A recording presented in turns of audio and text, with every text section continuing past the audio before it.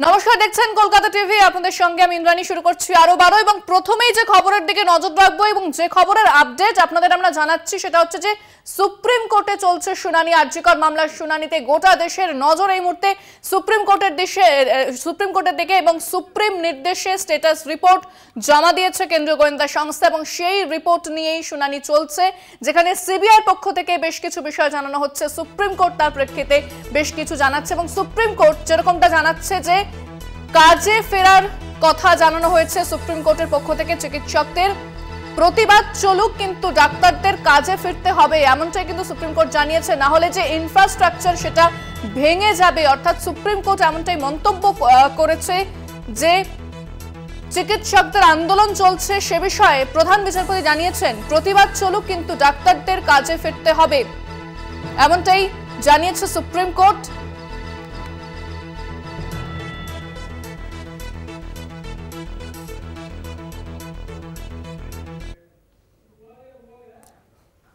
চিকিৎসকদের কাজে ফেরার আবেদন সুপ্রিম কোর্টের, রাজ্যের তরফেও রিপোর্ট জমা দেওয়া হয়েছে শীর্ষ আদালতে।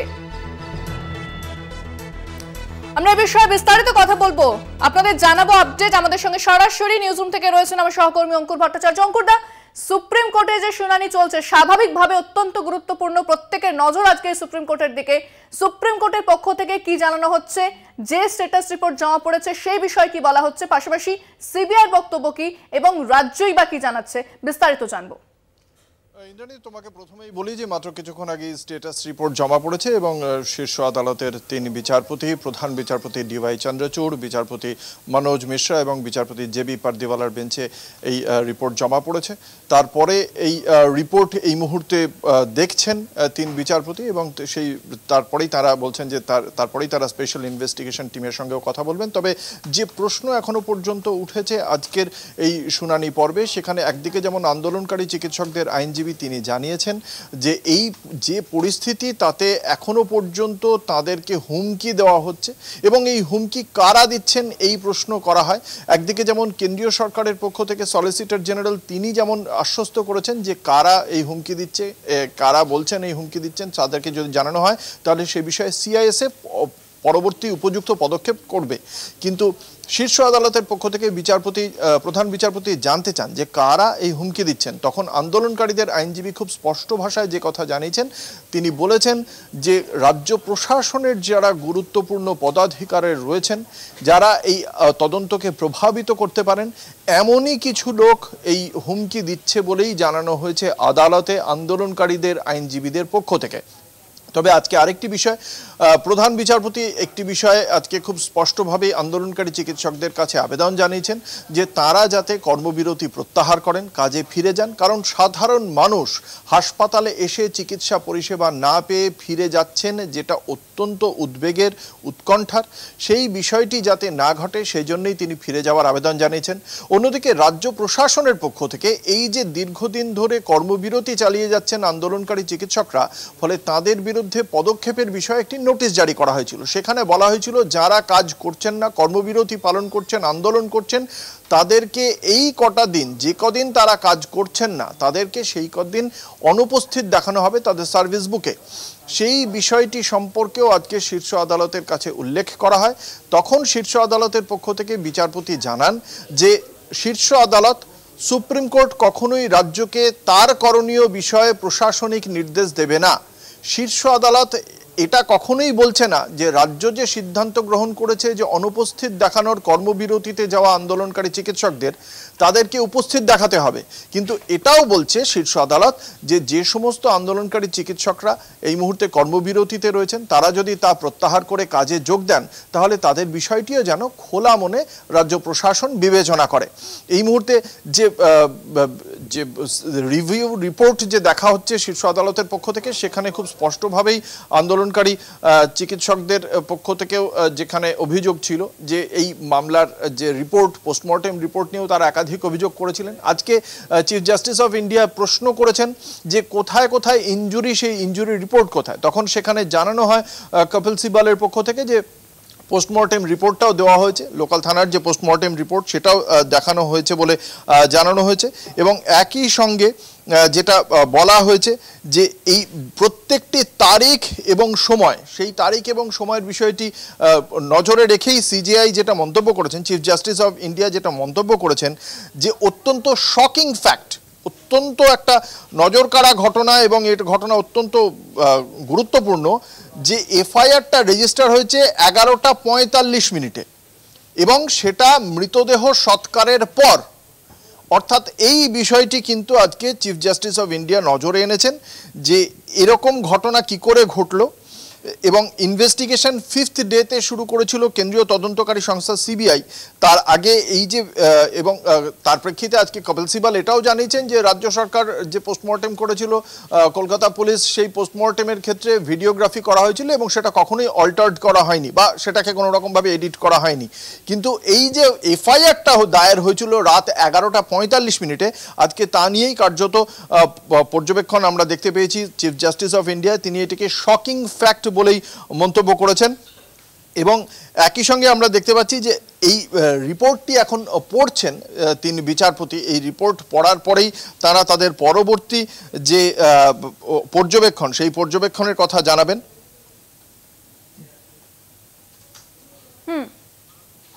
অঙ্কুরদা, সেক্ষেত্রে আরো একটা বিষয় জানতে চাইবো যে এই যে আন্দোলনরত চিকিৎসকরা রয়েছেন তাদেরকে কাজে ফেরার কথা জানাচ্ছে সুপ্রিম কোর্ট। এর আগেও সে কাজে ফেরার কথা বলা হয়েছিল, কিন্তু তারা বলেছিল যে বেশ কিছু ল্যাক রয়েছে সেই জায়গাতে, সেটা যতক্ষণ না পুরোপুরি সুরাহা হচ্ছে তারা কাজে ফিরবেন না। সুপ্রিম কোর্ট আজও সেই কথা জানিয়েছে। পাশাপাশি তাদের যে বক্তব্য, কিন্তু তারা সেই বিষয়টা জানিয়েছে তারা হুমকি পাচ্ছে, সেই ভয়ের একটা পরিবেশ রয়েছে, সেই তালিকা জমা দেওয়ার কথাও বলা হচ্ছে। সেক্ষেত্রে সুপ্রিম কোর্ট কি জানাচ্ছে? এখানে কিন্তু আজকেও যেটা আমরা দেখতে পাচ্ছি, যেটা বলা হচ্ছে সুপ্রিম কোর্টের পক্ষ থেকে, যে এই যে মানে আন্দোলনকারী চিকিৎসকরা তারা যে ভয় পাচ্ছেন, সেই ভয়ের বিষয়টিকে কিন্তু গুরুত্ব দেওয়া হচ্ছে। সুপ্রিম কোর্ট কিন্তু খুব স্পষ্টভাবেই জানিয়েছে যে কারা তাদের হুমকি দিচ্ছে, কী ধরনের ভয় দেখানো হচ্ছে। তাদের যদি নাম থাকে সেই নামের তালিকা জমা দেওয়া হোক শীর্ষ আদালতে। সরাসরি সুপ্রিম কোর্ট কথা জানিয়ে দিয়েছে। ফলে এই জায়গাটা অত্যন্ত গুরুত্বপূর্ণ।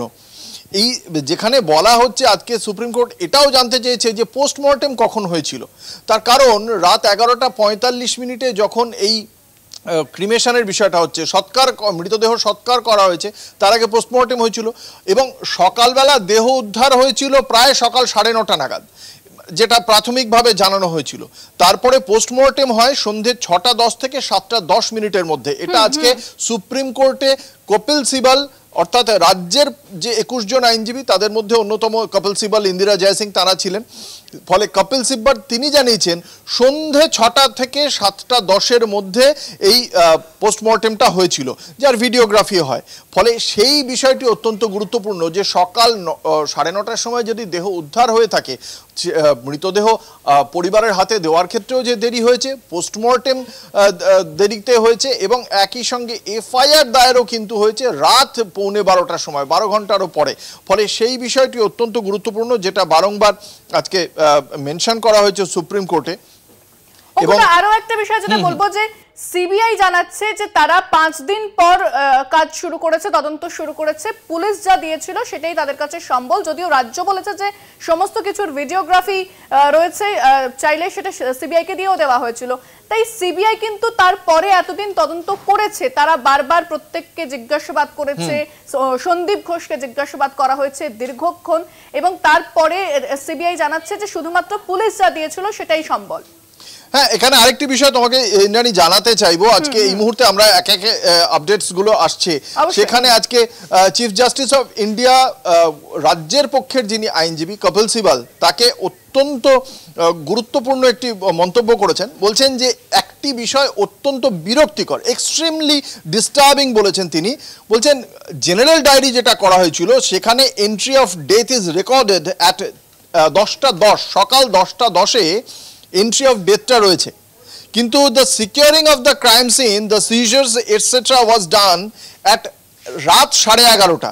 এই যে একটা বিপুল সময়, ঠিক এই প্রশ্নটি করা হয়েছে শীর্ষ আদালতের পক্ষ থেকে, এতক্ষণ ধরে তাহলে কি করা হয়েছে।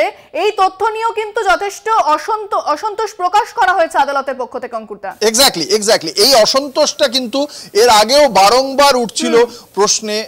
এই বিষয়গুলি কিন্তু অত্যন্ত গুরুত্বপূর্ণ, যে এতটা সময় কি হচ্ছিল, যেখানে প্রশ্ন উঠছিল তাহলে কি কোনো কিছু ধামাচাপা দেওয়ার চেষ্টা করা হচ্ছে, যে প্রশ্নটা বারংবার করছিল বিরোধীরা বা আন্দোলনকারী চিকিৎসকরা, আজকে সেই প্রশ্নটি কিন্তু কার্যত মান্যতা পেল সুপ্রিম কোর্টের এজলাসেও।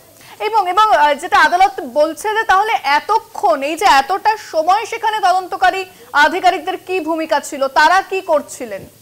হ্যাঁ, এই প্রশ্নটাই তো উঠছে, কারণ সেই জায়গা থেকেই তো হাইকোর্টেও এই প্রশ্নগুলি ওঠে এবং তার প্রেক্ষিতেই এই জায়গা থেকে এই মামলাটি তদন্তভার চলে যায় সিবিআই এর কাছে, এবং সিবিআই এর কাছে যাওয়ার পর সিবিআই এতদিন ধরে যে তদন্তটা করেছে তারই স্ট্যাটাস রিপোর্ট আজ জমা পড়েছে। কিন্তু সিবিআই বলছে অঙ্কুরদা যে সবকিছু বদলে গিয়েছে, তারা 5 দিন পর কাজ শুরু করেছে এবং রাজ্য পুলিশ তাদেরকে যা দিয়েছিল সেটাই তাদের কাছে সম্বল, কিন্তু পুলিশও অর্থাৎ রাজ্য জানাচ্ছে যে ভিডিওগ্রাফি করা হয়েছে সমস্ত কিছু এবং সেটা সিবিআই কে দেওয়া হয়েছে।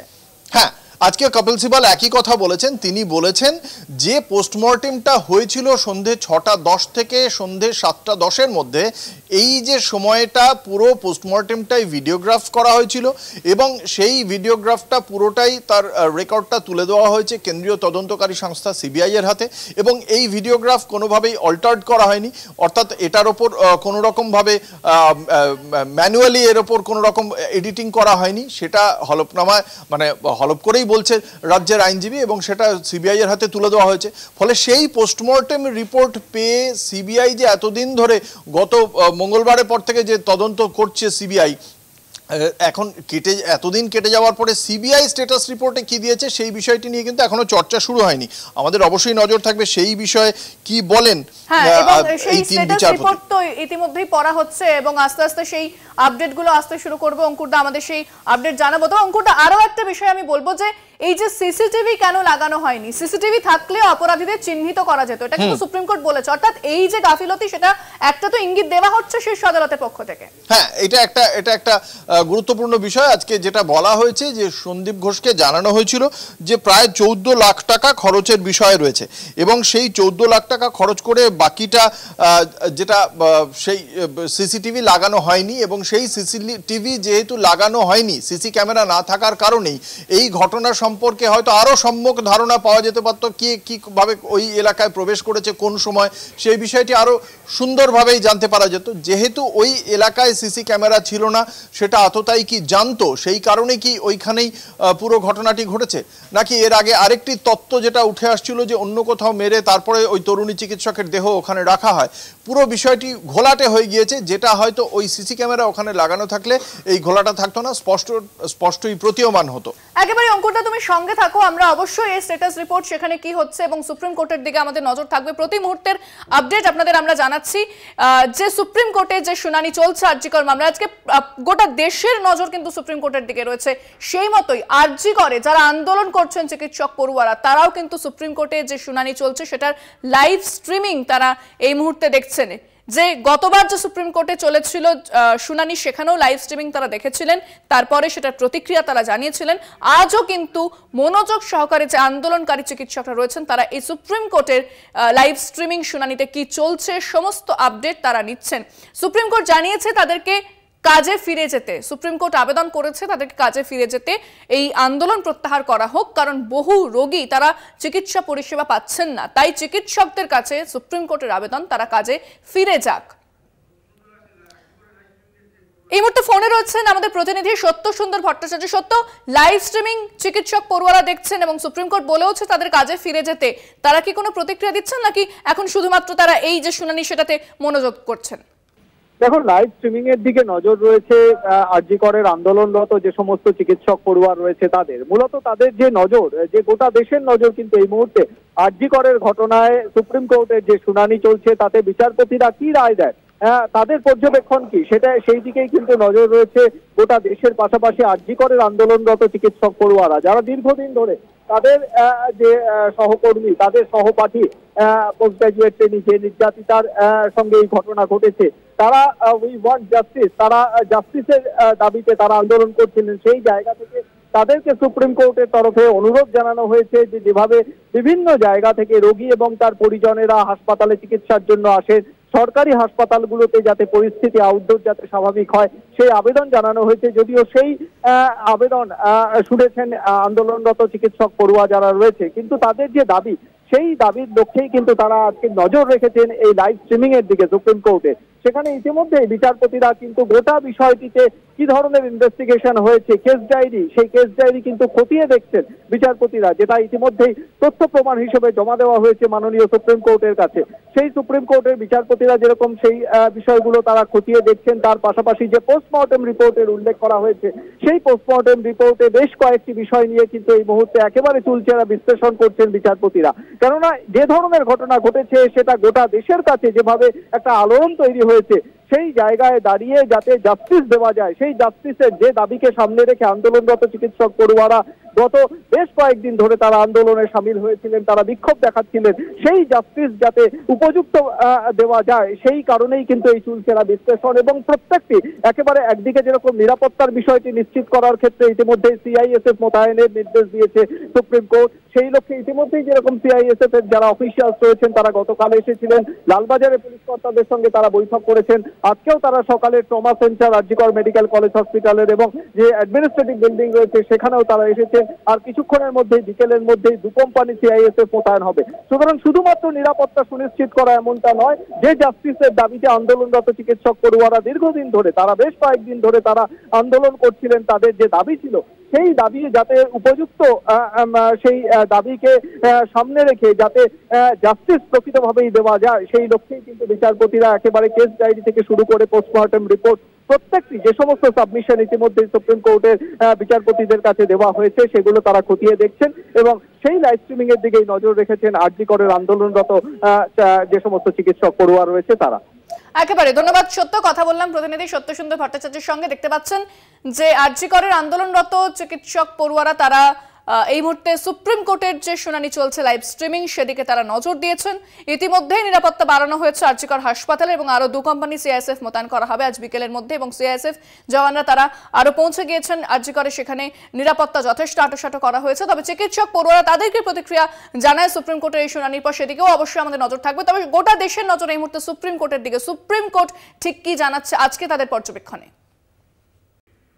সুপ্রিম কোর্টে যে শুনানি চলছে তার প্রতি মুহূর্তের আপডেট আপনাদের জানাচ্ছি এবং যেটা বলা হচ্ছে সুপ্রিম কোর্টের পক্ষ থেকে যে তদন্তের যে টাইম লাইন সেটা নিয়ে সুপ্রিম কোর্ট অসন্তোষ প্রকাশ করছে। যে 10টা এফআইআর দায়ের করা হয়েছে ঘটনার, 11:30 কেন ঘটনাস্থল সিল করেছিল পুলিশ, এতক্ষণ কি করছিল তদন্তকারী আধিকারিকরা, সেই প্রশ্ন সুপ্রিম কোর্ট করেছে এবং সেটা নিয়ে কিন্তু অসন্তোষ প্রকাশ করা হয়েছে। আমি আরো বিস্তারিত জানবো, আমাদের সঙ্গে সরাসরি রয়েছেন আমার সহকর্মী অঙ্কুর ভট্টাচার্য। অঙ্কুরদা, যেটা সুপ্রিম কোর্ট জানাচ্ছে যে 10টা এফআইআর করা হলে কেন ঘটনাস্থল সিল করা হয়েছিল 11:30টার সময় এবং যে টাইমলাইন, তদন্তের টাইমলাইন সেটা নিয়ে কিন্তু অসন্তোষ প্রকাশ করা হয়েছে এবং প্রশ্ন করা হচ্ছে যে এতক্ষণ তদন্তকারী আধিকারিকরা কি করছিলেন।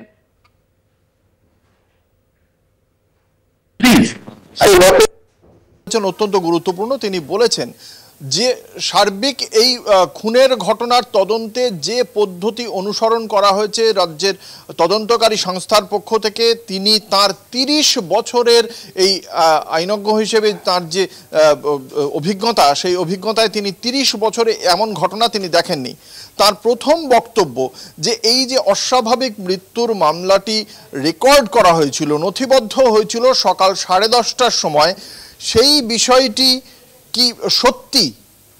আসলে এই প্রশ্নের মধ্যে নিহিত রয়েছে যে সকাল 10:30টার সময় যে অস্বাভাবিক মৃত্যুর ঘটনা নথিবদ্ধ হচ্ছে তার এফআইআর গৃহীত হচ্ছে রাত 11:45-এ।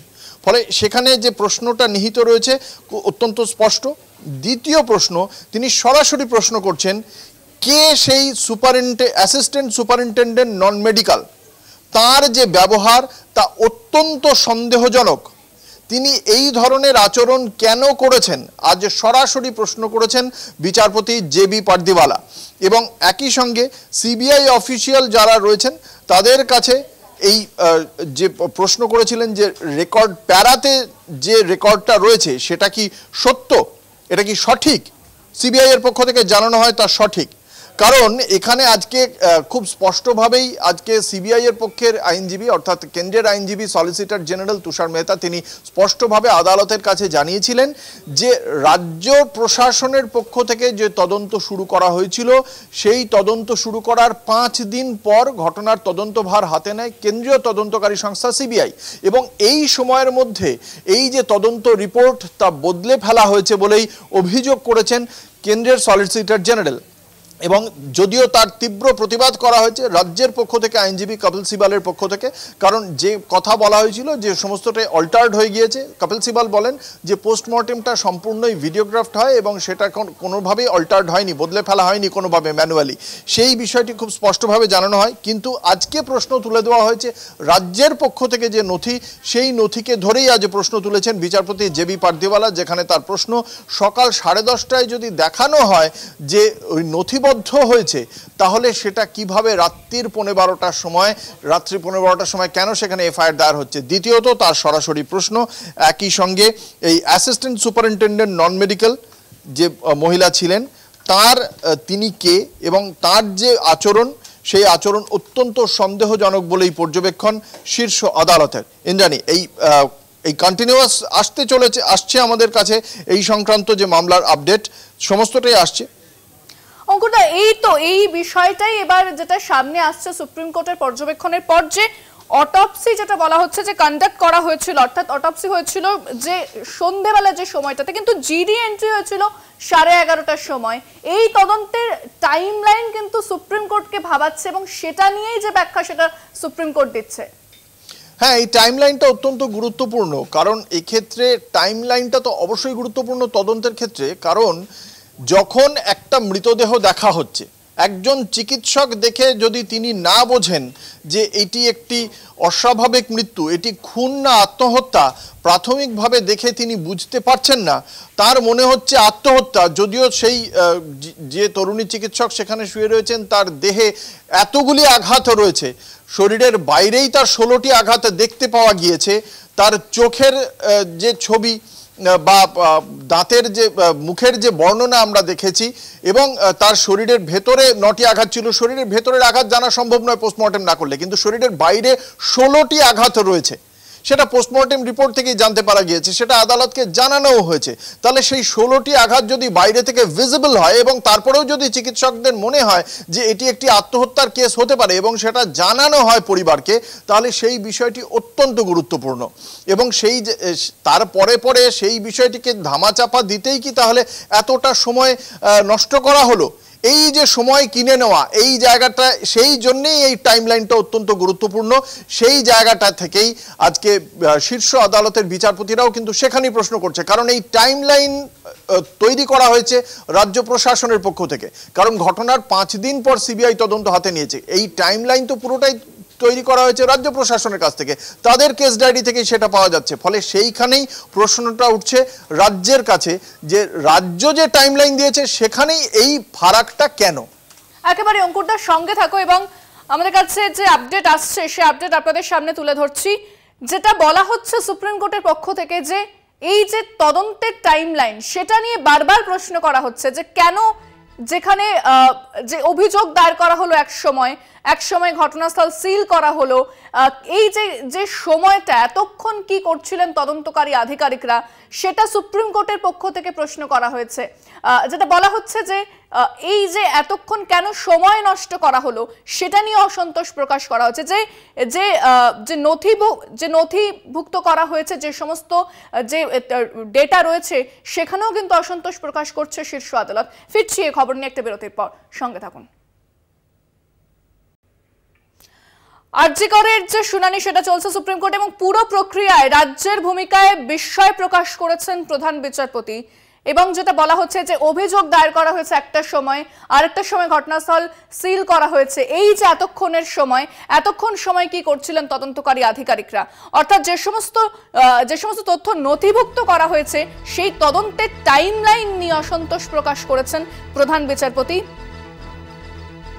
10:10 এফআইআর এবং 11:30টায় কেন ঘটনাস্থল সিল করলো পুলিশ এতক্ষণ কি করছিলেন তদন্তকারী আধিকারিকরা সেই প্রশ্ন করা হয়েছে সুপ্রিম কোর্টের পক্ষ থেকে রাত 11:30 ঘটনাস্থল ঘেরা হলো এই প্রশ্নটা উঠে আসছে যে এই যে এতক্ষণের একটা সময় তার মাঝে কি করছিলেন তদন্তকারী আধিকারিকরা, তারা কি করার চেষ্টা করছিলেন সেটা বলা হচ্ছে। অর্থাৎ মৃত্যু সংক্রান্ত তথ্য নথিভুক্তকরণে অসন্তুষ্ট আদালত, তদন্তের টাইমলাইনে সন্তুষ্ট নয় সুপ্রিম কোর্ট, সেই প্রশ্নটা বারবার করা হচ্ছে। তদন্তকারী পুলিশ অফিসারকে হাজিরার নির্দেশ, তদন্তকারী পুলিশ অফিসারকে হাজিরার নির্দেশ দেওয়া হয়েছে। সুপ্রিম কোর্টে হাজিরার নির্দেশ তদন্তকারী পুলিশ অফিসারকে, যে এতটা সময় যে নষ্ট করা হয়েছে কেন? সিবিআই কে দেওয়া পুলিশের তথ্যে সময়ের হেরফের, সিবিআই কে দেওয়া পুলিশের তথ্যে সময়ের হেরফের, মাঝের এতটা সময় কি ভূমিকা পুলিশের? প্রশ্ন করেছেন প্রধান বিচারপতি। অন্যদিকে সিবিআই জানাচ্ছে তারা 5 দিন পর, ঘটনার 5 দিন পর তদন্ত শুরু করেছে। পুলিশের দেওয়া যে সময়, যে তথ্য, সেখানে হেরফের রয়েছে। সিবিআইয়ের কাছে ব্যাখ্যা চাওয়া হয়েছে। আরজি করের যে অ্যাসিস্ট্যান্ট সুপার, তার যে ভূমিকা, সেটা নিয়েও সন্দেহ প্রকাশ করা হয়েছে। প্রথমে আত্মহত্যা বলা হয় কেন, সেই প্রশ্ন শীর্ষ আদালতের। সকাল 10:30 স্বাভাবিক অস্বাভাবিক মৃত্যুর অভিযোগ দায়ের, পুরো প্রক্রিয়া রাজ্যের ভূমিকায় বিস্ময় প্রকাশ করেছে শীর্ষ আদালত।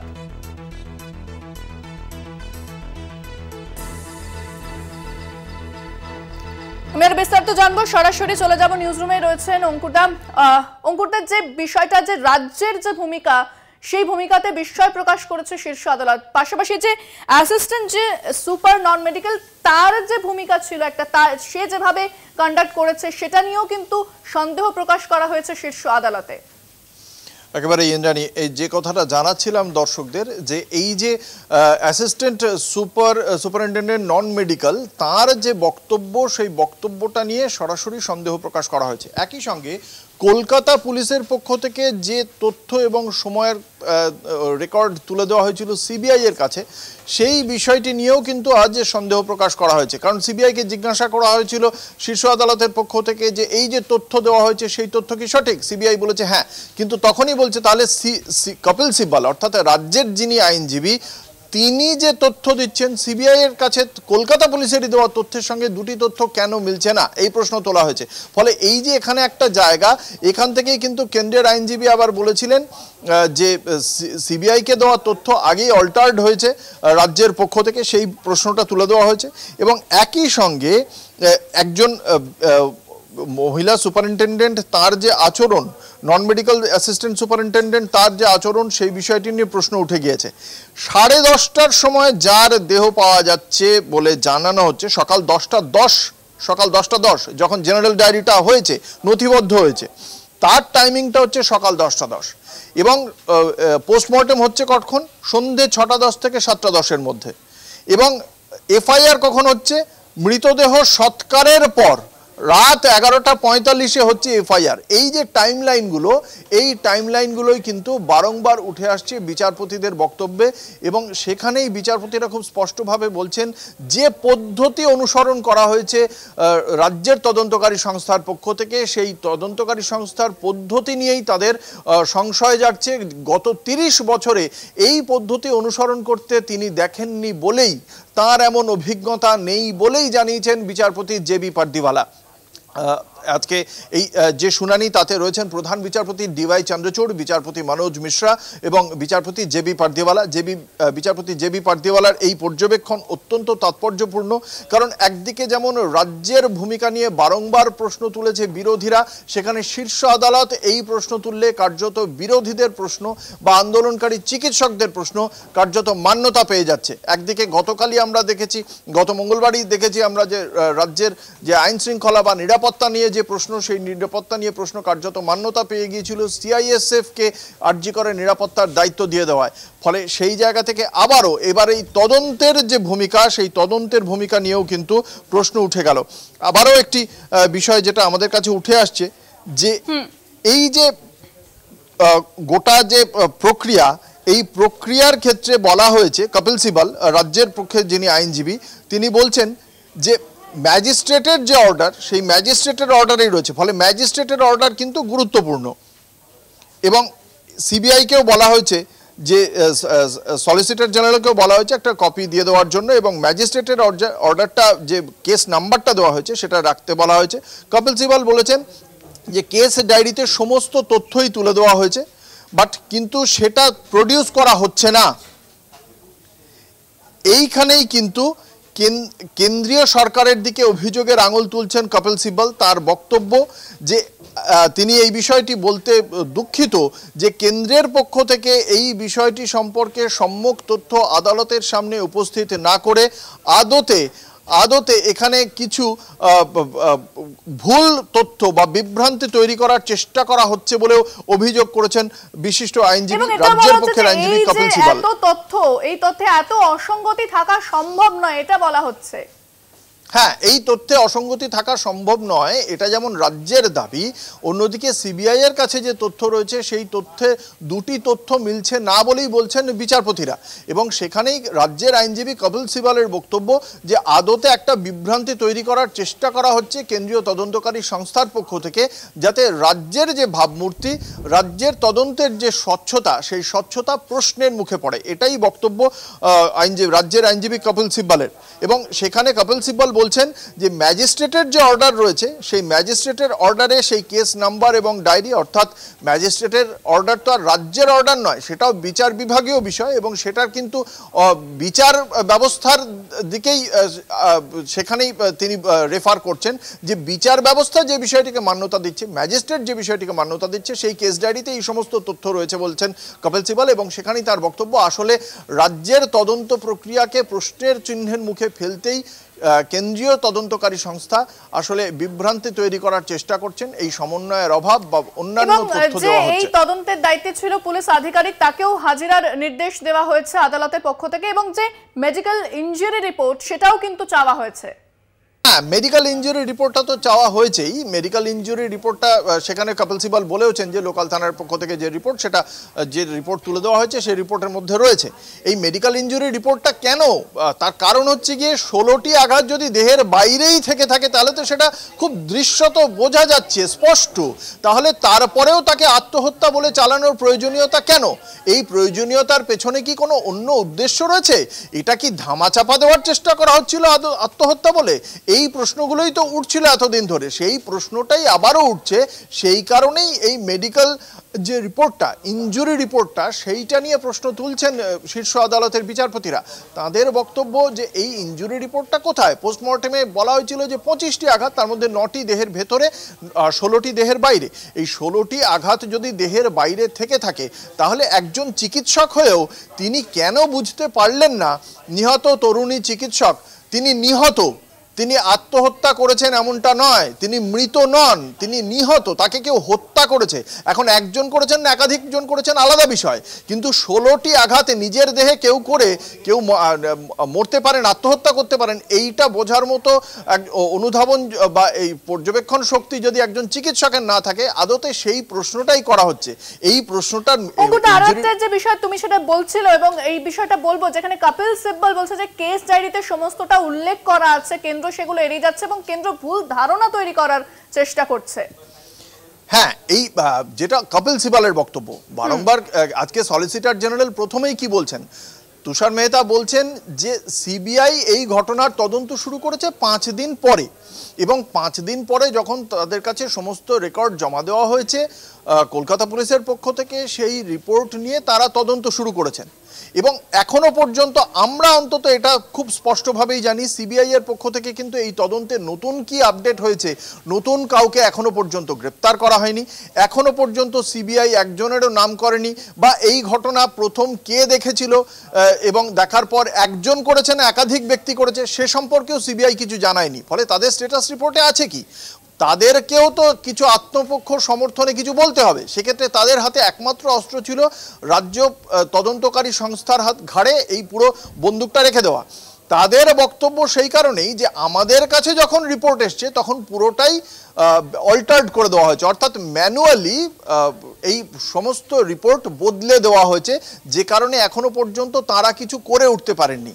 এবং এখানেই কপিল সিবাল রাজ্যের পক্ষ থেকে আইনজীবী তিনি বলছেন যে এই যে সিবিআই এর পক্ষ থেকে বলা হচ্ছে গোটা বিষয়টি অল্টার্ড হয়েছে, বদলে দেওয়া হয়েছে রিপোর্ট, সেটা আদতে সত্য নয়। পুরো পোস্টমর্টেমের ভিডিওগ্রাফি হয়েছে এবং সেই ভিডিওগ্রাফি আনঅল্টার্ড অবস্থায়, না বদলে দেওয়া অবস্থায়, সেটাই তুলে দেওয়া হয়েছে কেন্দ্রীয় তদন্তকারী সংস্থার হাতে। তাহলে সেই বিষয়টি নিয়ে সিবিআই যেটা করতে চাইছে, এই যে অল্টারেশনের যে বদলে দেওয়ার যে অভিযোগ আনতে চাইছে, আদতে সেটা রাজ্যের তদন্তকারী সংস্থার স্বচ্ছতাকে প্রশ্নচিহ্নে মুখে ফেলে দেওয়ার একটা চেষ্টা। এই বিষয়টি আদতে আনতে চেয়েছেন কপিল সিব্বল তার যুক্তির মধ্য দিয়ে, এবং সেটাই রাখা হয়েছে শীর্ষ আদালতের বিচারপতিদের সামনে। কিন্তু কিছু প্রশ্ন তো অবশ্যই উঠছে সেখানে। এই প্রশ্নটা অবশ্যই উঠছে যে শীর্ষ আদালতের বিচারপতিরা কিন্তু যে টাইমলাইন রাজ্যের পক্ষ থেকে দেওয়া হয়েছিল সেই টাইমলাইন নিয়েই প্রশ্ন করছেন যে এখানে এতটা সময় লাগলো কেন, এই সময়টা কি, তাহলে এই সময়টা কি হচ্ছিল। এই যে প্রশ্নটা তুলে দেওয়া হচ্ছে যে এতটা দীর্ঘ একটা সময়, এই সময়টা তাহলে কি হচ্ছিল, কেন এতটা সময় লাগলো, এই প্রশ্নটারই কিন্তু উত্তরটা খুঁজছে শীর্ষ আদালতের বিচারপতিরা। ইন্দ্রাণী, একেবারে অঙ্কুরদা তুমি সঙ্গে থাকো। অর্থাৎ যেটা বারবার প্রশ্ন করা হচ্ছে আদালতের পক্ষ থেকে, যে আদালতের সঠিক বক্তব্য রাখার জন্য বলা হচ্ছে যে বিচারপতি পারদিওয়ালা জানতে চান কখন ময়নাতদন্ত হলো। রাজ্য জানায় সন্ধে 6:10 থেকে 7:10 মধ্যে। তখন বিচারপতি তিনি বলেন রাজ্যের কাছে জানতে চান অস্বাভাবিক মৃত্যু কখন দায়ের করা হয়। রাজ্য জানায় দুপুর 1:45 অস্বাভাবিক মৃত্যুর মামলা দায়ের হয়েছিল। বিচারপতি বলেন এটা কি অস্বাভাবিক মৃত্যু, যদি হয় তবে ময়নাতদন্তের প্রয়োজন কি ছিল। এবং তিনি আরো বলেন যে এখানে দেখতে পাচ্ছি রাত 11:30টায় জেনারেল ডায়েরি করা হয়, তার 15 মিনিটের মাথায় এফআইআর হলো। আদালতের কাছে সঠিকভাবে বক্তব্য রাখুন বিচারপতি পারদিওয়ালা। আরো বলেন যে অবাক হচ্ছি, ময়নাতদন্তের আগেই বলে দেওয়া হলো অস্বাভাবিক মৃত্যু। অর্থাৎ আদালত বেশ কিছু প্রশ্ন উত্থাপন করছে, যেখানে যেভাবে তদন্তের টাইমলাইন সাজানো হয়েছে সেটাতে কিন্তু সন্তুষ্ট নয় সুপ্রিম কোর্ট। সেখানে আগে অসন্তোষ প্রকাশ করা হয়েছে। সকাল 10:10 নাগাদ অভিযোগ দায়ের হলো, রাত 11:30 ঘটনাস্থল সিল করলো পুলিশ। এতক্ষণ সেখানে কি হয়েছিল? রাজ্য বলে যে সবকিছুর ভিডিওগ্রাফি করা হয়েছে, তবে এতক্ষণ এই প্রশ্নটা বারবার উঠছে যে এই এতগুলো ঘন্টায় কি হচ্ছিল সেখানে, কেন তদন্তকারী আধিকারিকদের কি ভূমিকা ছিল, এই এতগুলো সময় তারা কি করছিল। এবং তদন্তকারী আধিকারিককে হাজিরার নির্দেশ দেওয়া হয়েছে সুপ্রিম কোর্টে।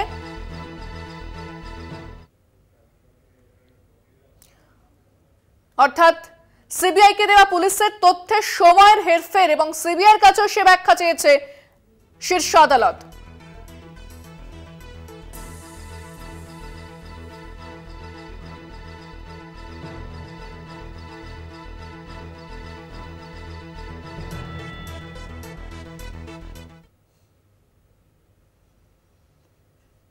অন্যদিকে আরজি করের যারা আন্দোলন করছেন তারাও কিন্তু আজকে সুপ্রিম কোর্টের শুনানির দিকে নজর রেখেছেন। লাইভ স্ট্রিমিং সেখানে চলছে। ইতিমধ্যেই যে সিআইএসএফ জওয়ান মোতায়েন করা হয়েছে এবং আরো 2 কোম্পানি কেন্দ্রীয় বাহিনী তারা চলে আসবেন বিকেলের মধ্যে। তবে এই মুহূর্তে সেখানকার ছবিটা জানবো। আমাদের সঙ্গে ফোনে রয়েছেন প্রতিনিধি সত্য সুন্দর ভট্টাচার্য। সত্য, কি দেখতে পাচ্ছ, আরজি করের ছবিটা কি সামনে আসছে?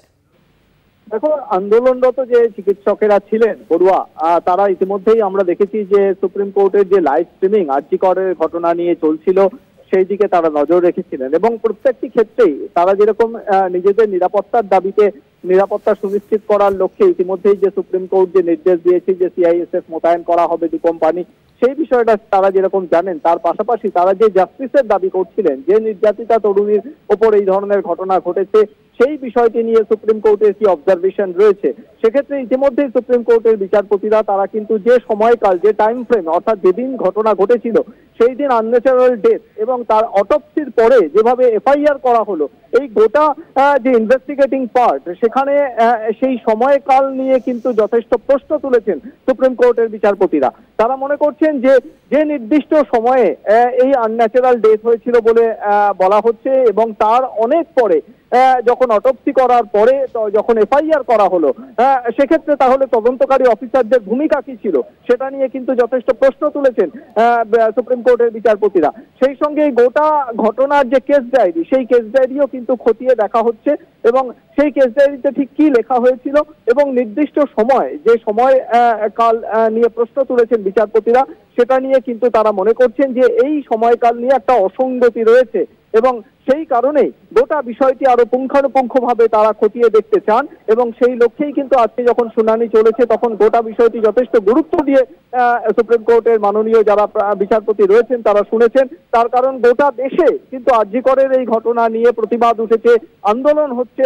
আর শুধুমাত্র যে আরজি কর মেডিকেল কলেজের চিকিৎসক পড়ুয়া আন্দোলনরত রয়েছেন তা এমনটা নয়, বিভিন্ন সরকারি মেডিকেল কলেজে দেশের বিভিন্ন যে সমস্ত চিকিৎসকেরা রয়েছেন তারাও কিন্তু এই আরজি করের ঘটনা নিয়ে তারা সরব হয়েছেন। সেক্ষেত্রে যে জাস্টিসের দাবিতে সরব হয়েছেন আন্দোলনরত চিকিৎসকেরা বা সাধারণ মানুষ, সেই জায়গায় যাতে কোনো খামতি না থাকে সেই কারণেই কিন্তু গোটা বিষয়টি পুঙ্খানুপুঙ্খ তারা খতিয়ে দেখতে চান এবং সেই দিকেই কিন্তু প্রধান সুপ্রিম কোর্টের যারা বিচারপতি রয়েছেন তারা সেটা খতিয়ে দেখছেন। পাশাপাশি এই গোটা বিচার প্রক্রিয়া যার উপর আস্থা রয়েছে আন্দোলনরত চিকিৎসক পড়ুয়াদের, তারা কিন্তু সরাসরি সেই লাইভ স্ট্রিমিং এর দিকে নজর রাখছেন যে সুপ্রিম কোর্টের বিচারপতিদের কি অবজারভেশন রয়েছে। শুধুমাত্র নিরাপত্তা সুনিশ্চিত করাতেই তাদের দাবি শেষ হবে না, যে জাস্টিসের দাবি নিয়ে তারা আন্দোলন করছেন, তারা বিক্ষোভ দেখাচ্ছেন, সেইটা যাতে যথাযথভাবে বিচারপতিরা সেই দিকে যাতে যথেষ্ট গুরুত্ব দেন এবং সেই লক্ষ্যে তারা কি তাদের অবজারভেশন সেই দিকেও কিন্তু নজর রয়েছে আরজি করের আন্দোলনরত চিকিৎসক পড়ুয়াদের।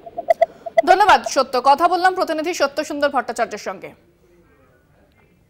সুপ্রিম কোর্টে আরজি কর মামলা সেটা তো চলছে, তবে ইতিমধ্যে কিন্তু সুপ্রিম কোর্টের যে বিচারপতিরা তারা পর্যবেক্ষণ তাদের এক এক করে রাখছেন।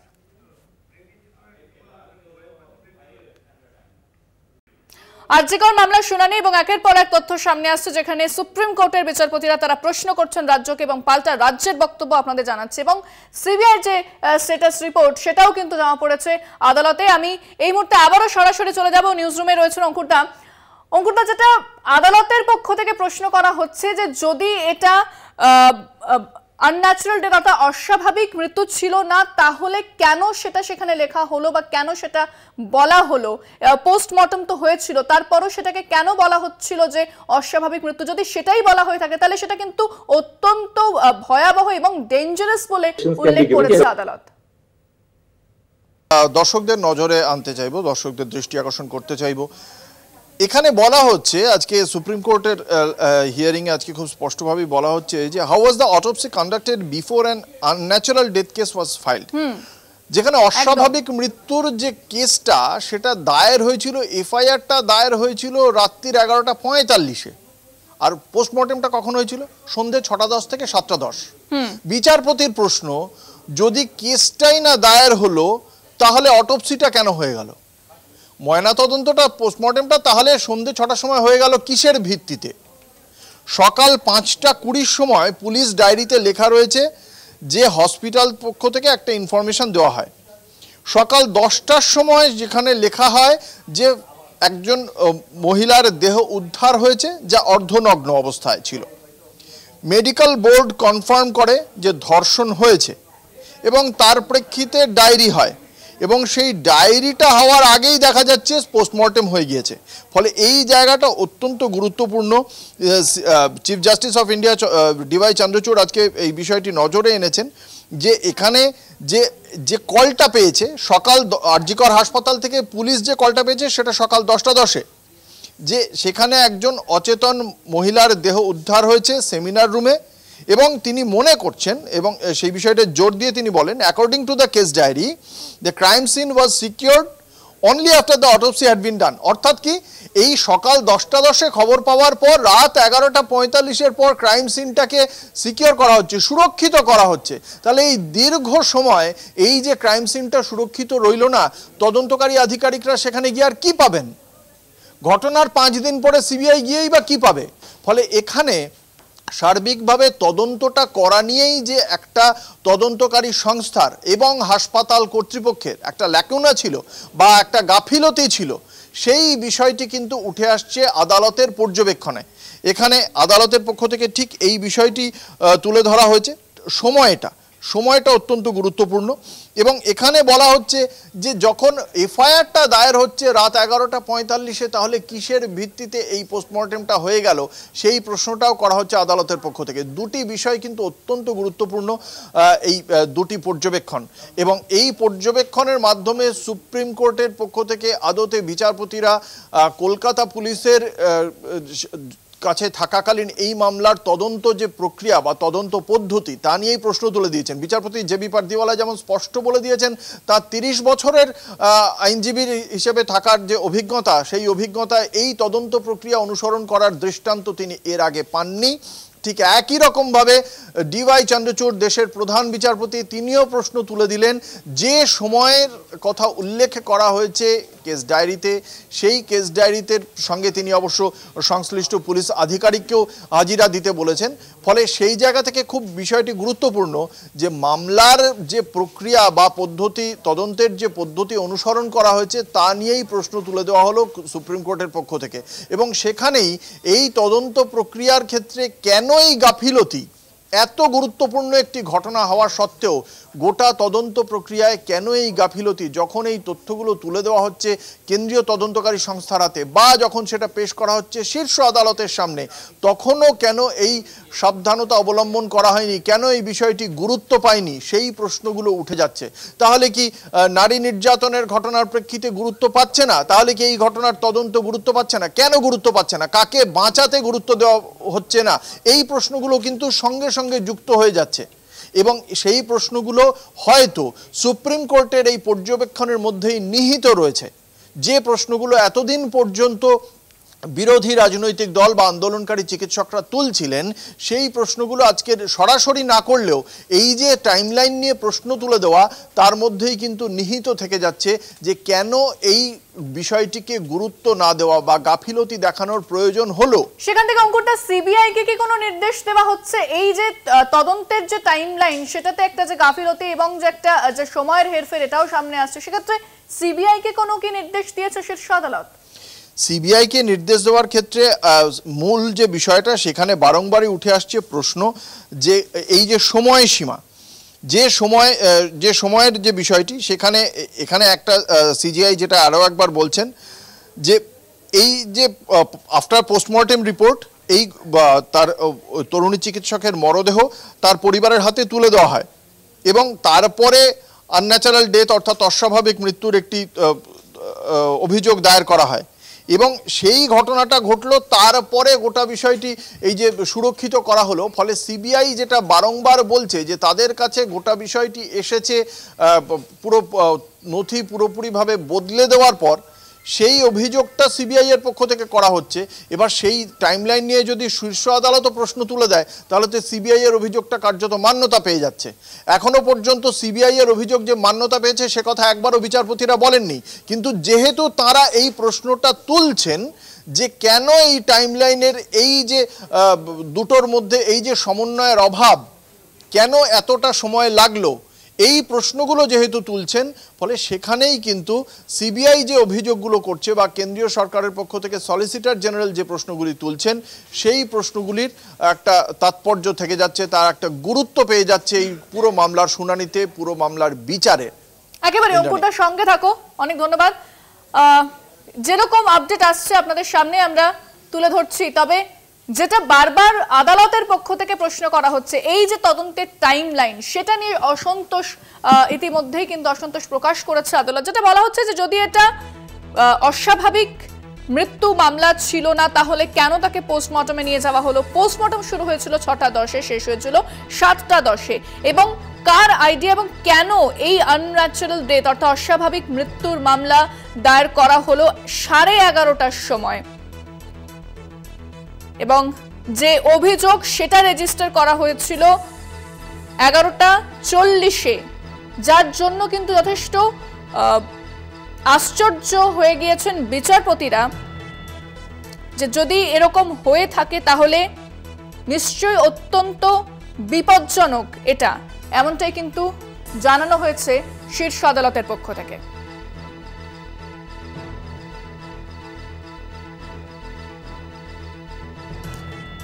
পাশাপাশি তদন্তকারী যে অফিসার কলকাতা পুলিশের তাকেও হাজিরা দেওয়ার নির্দেশ দেওয়া হয়েছে। পরবর্তী যেদিন ডেট পড়বে সেদিন তাকে হাজিরার নির্দেশ দেওয়া হয়েছে।